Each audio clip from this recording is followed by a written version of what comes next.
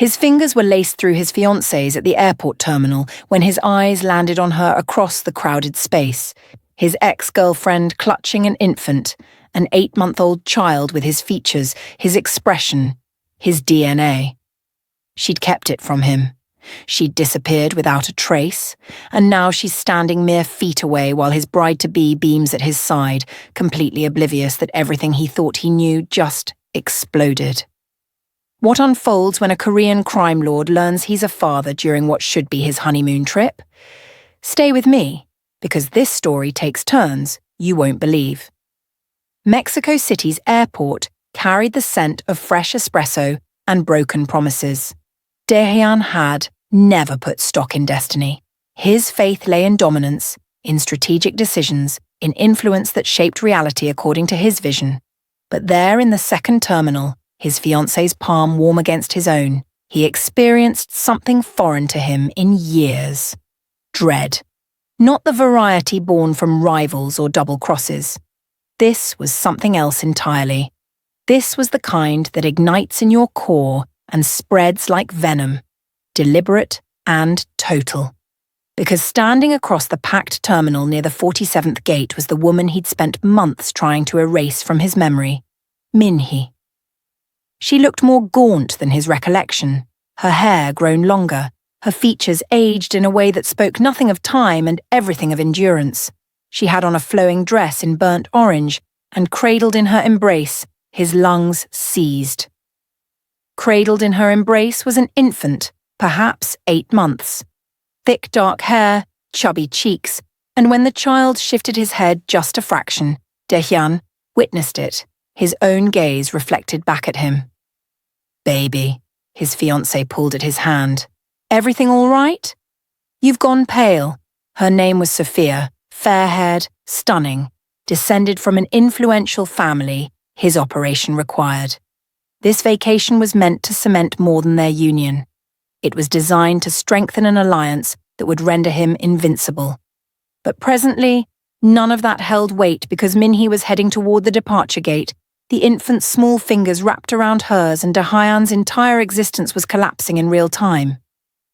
Give me a second, he stated, his tone hollow. What?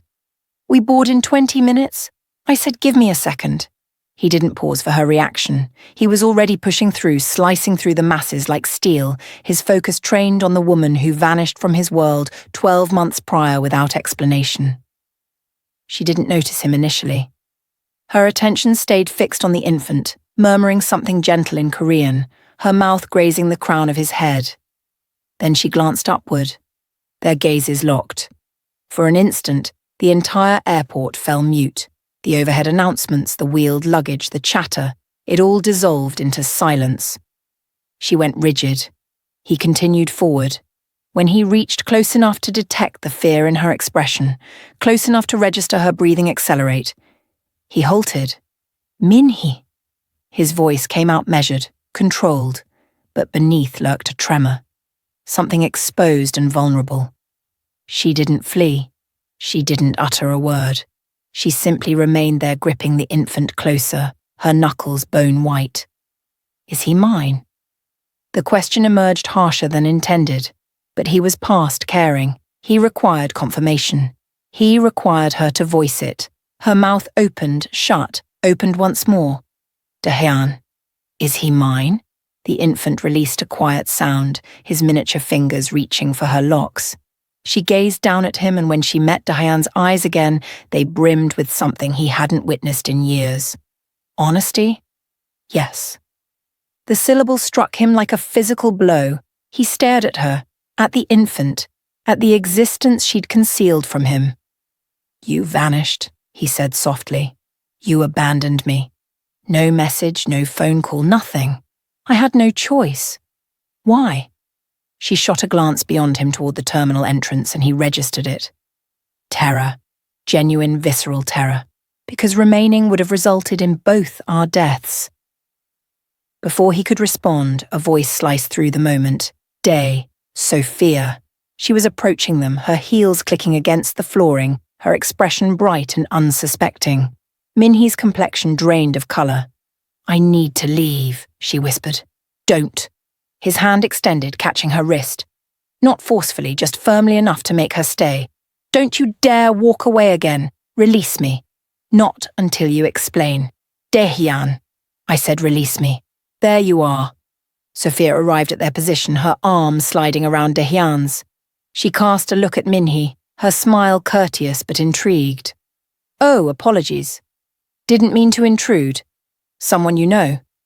Daehyun offered no answer.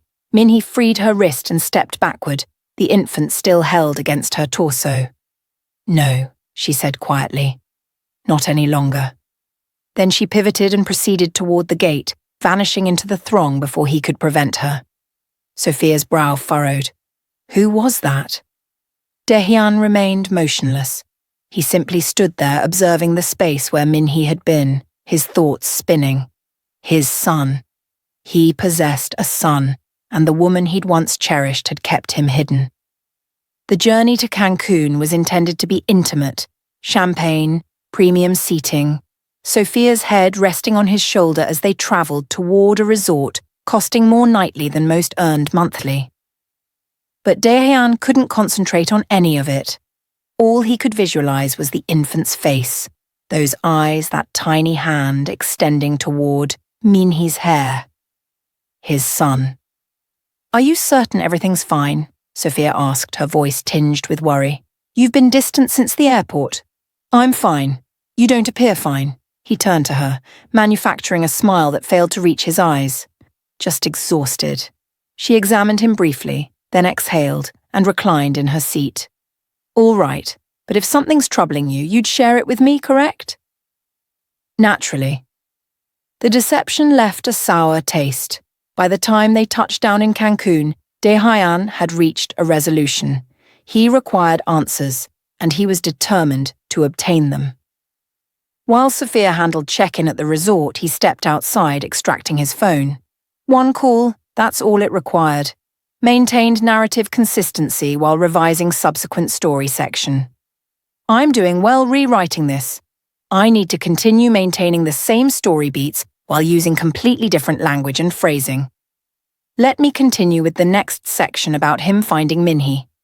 Locate her, he said when his right hand answered. Minhee Park. She was at Mexico City Airport Terminal 2, 2 hours back with an infant. I need her current location. Boss, are you certain? He disconnected. 3 hours elapsed. He had an address. She was residing at a modest hostel in Playa del Carmen. Alone. Just her and the infant. Daehyun didn't inform Sophia of his destination. He simply commandeered one of the resort's vehicles and drove. The hostel bore no resemblance to his world, peeling paint, unstable lighting, the variety of establishment people sought when fleeing from circumstances or individuals. He located her room on the upper level. The entrance was unlocked. She sat on the mattress, the infant asleep in an improvised crib adjacent to her. When she spotted him, she displayed no surprise. I knew you'd track me down, she said quietly. He secured the door behind him. You want to explain what the hell is happening? You shouldn't have come. That's not a response. Daehyun, please. Why didn't you inform me? His voice fractured just slightly, just enough for her to detect the pain beneath the anger. Why didn't you tell me I'd fathered a son? Her eyes filled with moisture. Because I was attempting to shield him. From what? From you. The statement lingered in the air like smoke. He advanced closer. Elaborate. She drew an unsteady breath. Your existence, Daehyun. It's lethal. People perish. Children become leverage. I couldn't. Her voice fractured. I couldn't permit him to mature in that environment. So you simply departed. You simply determined I didn't merit knowing. I determined he merited survival. The infant stirred, producing a soft noise. Minhee immediately attended to him, her hand tender on his back. Daehyun observed her, observed how she moved, how she tended to him. His son. What's his name? He inquired quietly. She hesitated. Then, Jihune. Jihune. He echoed it internally, allowing it to settle. I want to meet him, Daehyun stated properly. No, Minhee. You're getting married, Daehyun. You're on your honeymoon. You possess an entire existence that doesn't include us. That's not your determination to make. Yes, she said firmly. It is. They stared at one another, the gap between them filled with everything they'd never expressed. Finally, he spoke. I'm not abandoning him. You don't possess a choice. Watch me. And with that, he turned and departed, the door closing gently behind him. But as he walked toward the vehicle, one thing was evident. This wasn't finished. Daehyun didn't return to the resort immediately. He sat in the vehicle outside the hostel for 60 minutes, gazing at the structure, his mind at war with itself. He'd constructed an empire on control, on keeping emotions locked away. But this was different. This was his bloodline, his son. And Minhee believed she could simply take that from him.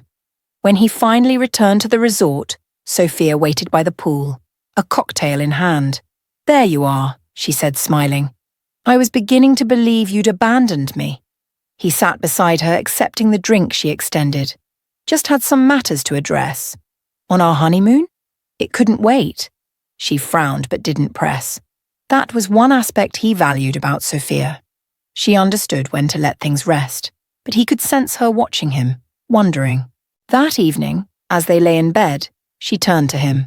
Day, can I ask you something? Sure. Do you love me? The question caught him unprepared. He looked at her, really looked at her.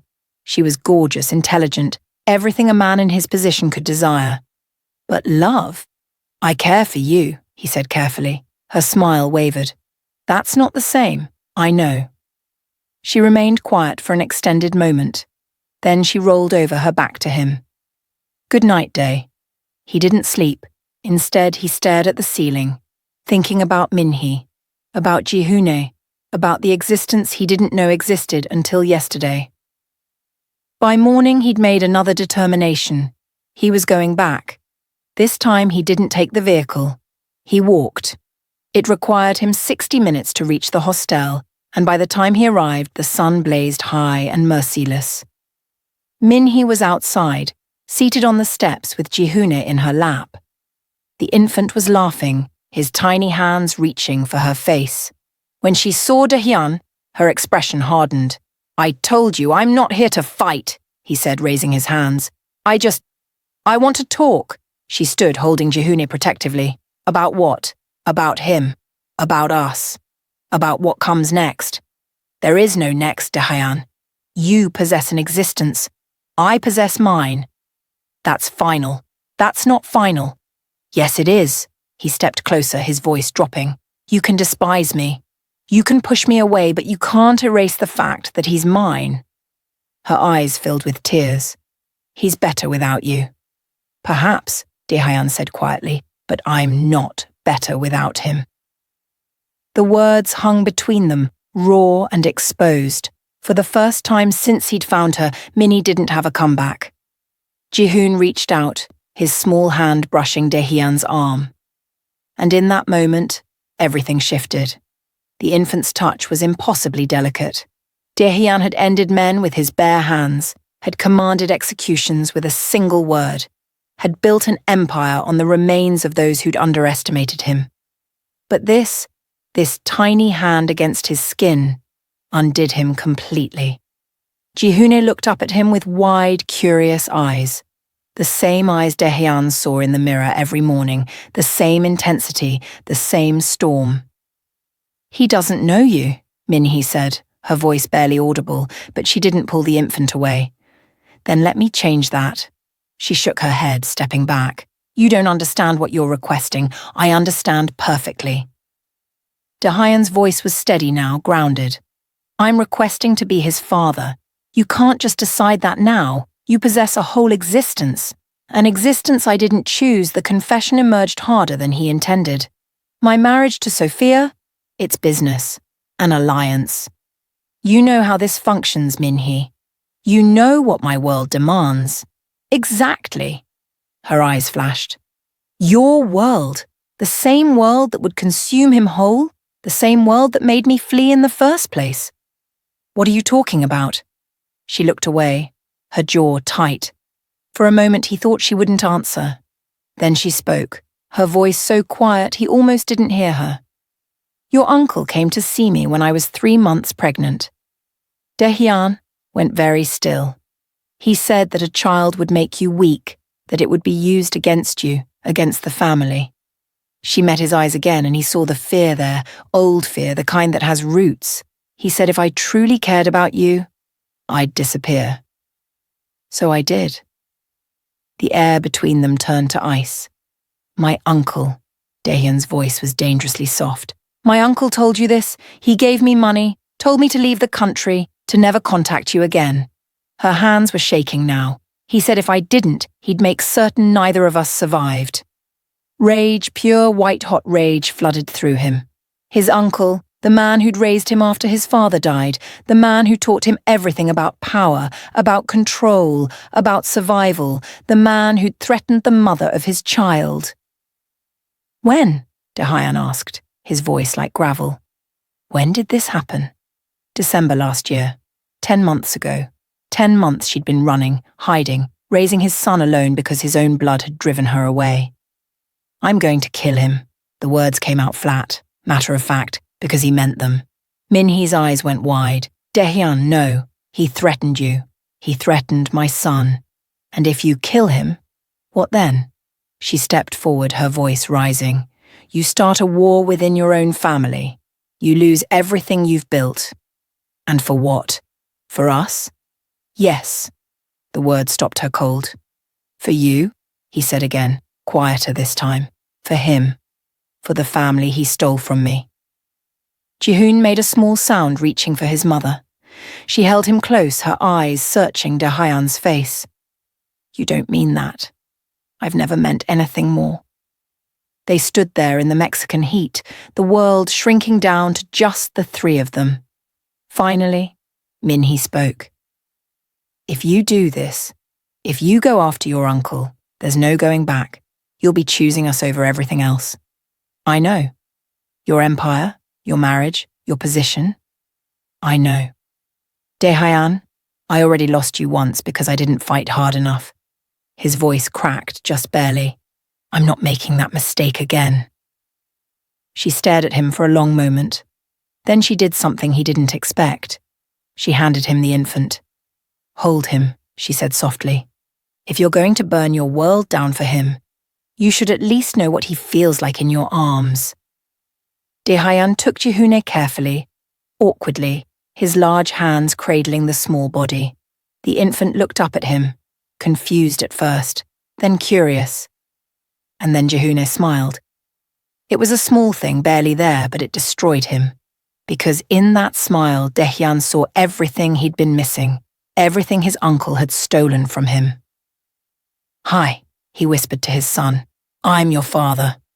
Jihoon grabbed his finger, holding on tight.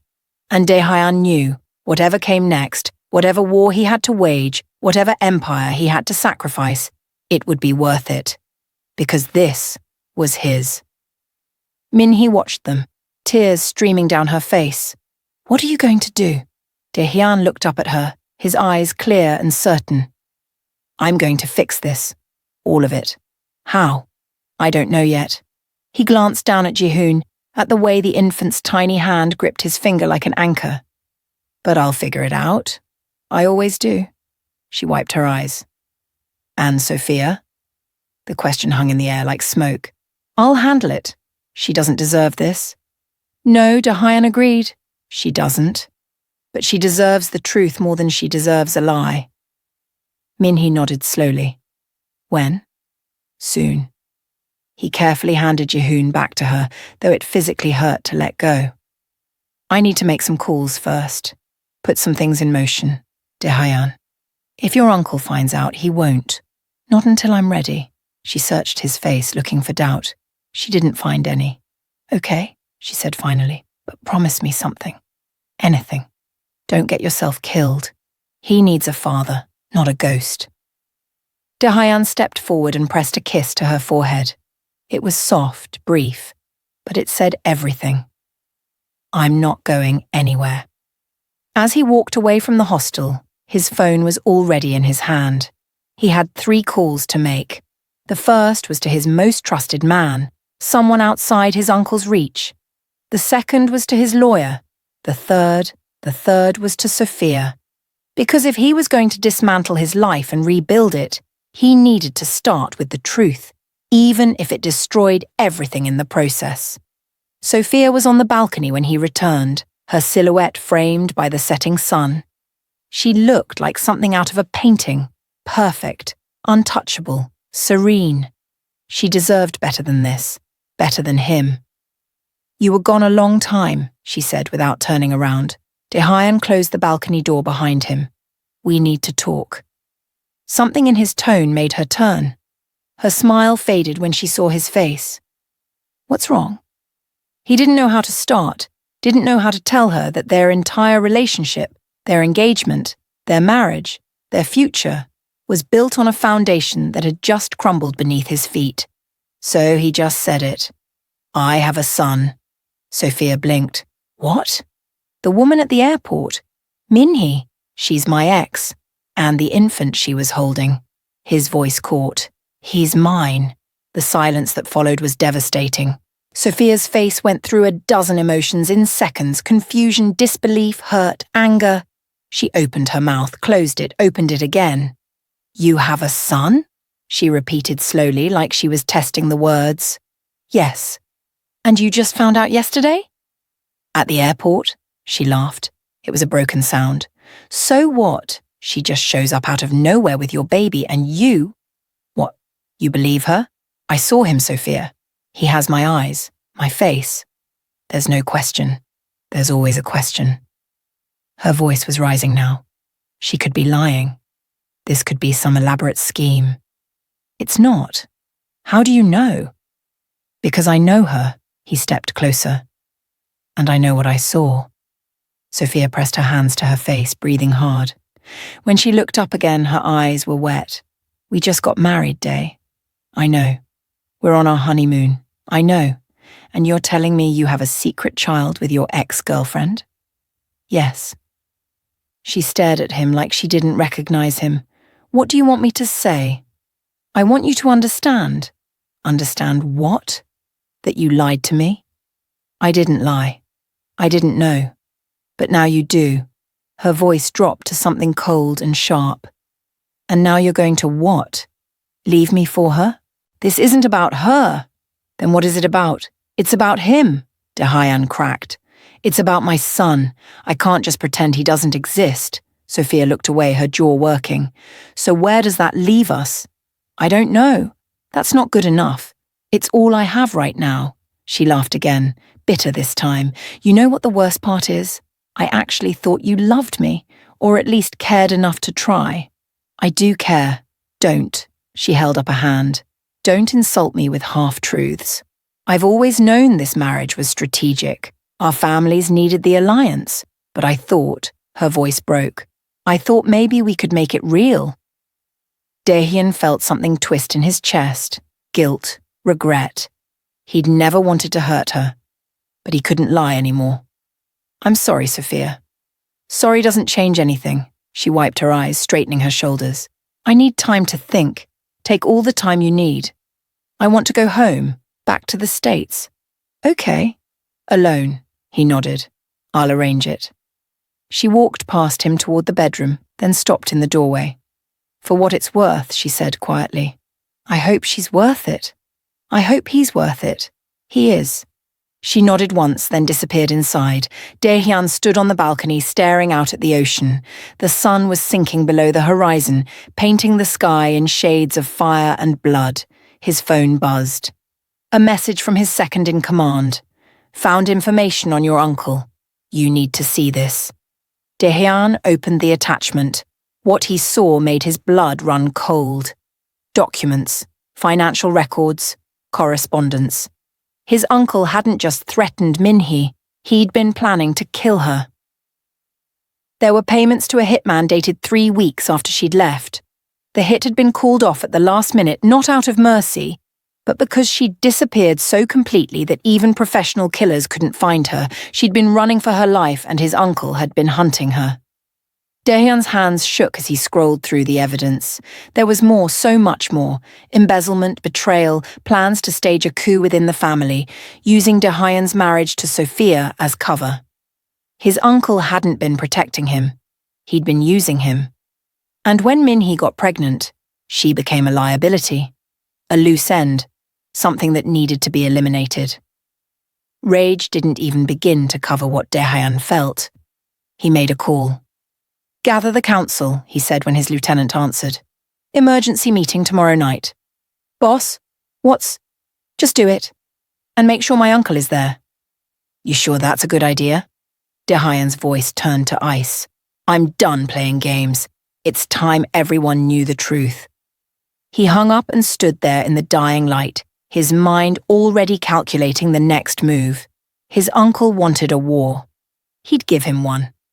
But this time, Daehyun would be fighting for something that mattered. Not power, not an empire, his family, the one he chose. The council meeting was held in a private estate outside Seoul. Daehyun had flown back overnight, leaving Sophia to return to her family, and Minhee safely hidden in Mexico with round-the-clock security he'd arranged through contacts outside his uncle's network. He'd wired her enough money to last 6 months, maybe more. Everything she and Jihoon would need until this was over, if it ever was. Now he stood in a room full of the most dangerous men in Korea. His uncle seated at the head of the table like a king who'd never been challenged. The air smelled like expensive cigars and old money. These men had built empires on blood and silence. They didn't forgive, they didn't forget, and they sure as hell didn't tolerate betrayal. "You called us here on short notice," his uncle said, his voice smooth as silk over a blade. "This better be important, nephew." Daehyun didn't sit. He stood at the opposite end of the table, a folder in his hands. "It is." He placed the folder down with deliberate slowness. "I'm stepping down." The room went completely silent. You could hear the clock ticking on the wall, the distant sound of traffic outside, someone's breath catching. His uncle's eyes narrowed to slits. "Excuse me? You heard me. I'm stepping down as head of the family, effective immediately." One of the older council members leaned forward. "Have you lost your mind, boy?" "No." Daehyun met his uncle's gaze without flinching, without blinking. "I've found it." His uncle's jaw tightened. "You can't just—" "I can. And I am." Daehyun opened the folder and began spreading documents across the polished wood table. Bank statements, wire transfers, encrypted emails that had been decoded, photographs, recorded phone conversations. But before I go, I thought you all should know why. The council members began picking up the papers, their expressions shifting from confusion to shock to cold, murderous rage. "What is this?" one of them demanded. "Evidence," Daehyun said simply, "of embezzlement, betrayal, and attempted murder." His uncle's face had gone from tan to ash grey in seconds. "You tried to kill the mother of my child," Daehyun continued, his voice quiet but carrying through the room like a funeral bell. "You threatened her. You paid a hitman to hunt her down, all because you saw her, saw my son, as a weakness you needed to eliminate." "I was protecting you," his uncle said, but his voice had lost its smoothness. Now it just sounded desperate. "Protecting the family. By stealing millions from us." Another council member cut in, holding up a bank statement. "By planning a coup? By trying to use Daehyun's marriage as cover for your own power grab?" A third added, his voice venomous. The room erupted, voices overlapping, accusations flying, decades of alliance crumbling in real time. Daehyun let it happen. Let them see the truth. Let them tear his uncle apart with words before anyone did it with anything else. He'd seen enough blood, ordered enough deaths. He was done with that life. Finally, he raised his hand. The room fell silent again, because even stepping down, even walking away, he still commanded respect, fear, obedience. That's what power looked like. Not a title, not a seat at a table, just presence. "I'm leaving," Daehyun said. "I'm taking my legitimate share of the family assets, the ones I actually earned, not the ones he stole. and I'm walking away. You can fight over what's left. You can rebuild. You can destroy each other for all I care." He paused. "Because I don't care anymore." "You can't just leave." His uncle spat, standing now, his hands flat on the table. "We own you. This family owns you. Your father's blood." "My father's blood is in my son," Daehyun interrupted, his voice turning to ice. "Not in this room, not in your accounts, not in your lies. We'll come after you," his uncle threatened. And there it was, the mask finally slipping, the monster underneath showing its teeth. "After her, after the child, you think you can just walk away from this life? From us? You're marked, boy. You'll always be." Daehyun moved so fast no one had time to react. 1 second he was across the room, the next his hand was around his uncle's throat, slamming the older man against the wall so hard the painting behind him cracked. The bodyguards reached for their weapons. "Don't," Daehyun said without looking at them. His voice was calm, dead calm, the kind of calm that preceded violence. "Unless you want to explain to your families why you died for a thief and a coward." The bodyguards froze. Daehyun's fingers tightened around his uncle's windpipe. The older man's face was turning purple, his hands clawing uselessly at Daehyun's wrist. "You threaten them again," Daehyun said, his voice barely above a whisper but somehow louder than any shout. "And I won't call a council meeting. I won't send lawyers or accountants or intermediaries. I'll just kill you, slowly, painfully, in ways that will make your father's execution look merciful. Do you understand me?" His uncle tried to speak, couldn't. His eyes were bulging now, blood vessels bursting. Daehyun squeezed harder. "I said, do you understand me?" A strangled, desperate nod. Daehyun held him there for 3 more seconds, long enough for the message to sink in, long enough for everyone in the room to know he meant every word. Then he released him. His uncle collapsed to the floor like a puppet with cut strings, gasping and choking, his hands at his throat. Daehyun straightened his jacket, adjusted his cuffs. His breathing hadn't even changed. "I'm done with this life," he said to the room, his voice normal again, conversational almost. "I'm done with all of you. My lawyer will handle the transition, the paperwork, the money transfers. Stay away from me and my family, and we'll never have to see each other again." He looked down at his uncle, still wheezing on the floor. "Cross that line, and I promise you what I just did will feel like a kindness." He walked toward the door. Behind him, someone muttered, "You're making a mistake." Daehyun paused with his hand on the doorknob, looking back over his shoulder. "No," he said. The mistake was waiting this long to make it. And then he left. He didn't look back. He didn't need to. That part of his life was over. 3 weeks later, Playa del Carmen, Mexico. The knock on the door came at sunset. Minhee had been feeding Jihune mashed banana, which was mostly ending up on his face and in his hair. When she heard it, her heart stopped. No one knew where they were. No one except she opened the door. Daehyun stood there, but he looked different. His hair was longer, unstyled. He wore jeans and a simple black t-shirt instead of the designer suits she remembered. There was a duffel bag at his feet and exhaustion in his eyes, but also something else. Peace.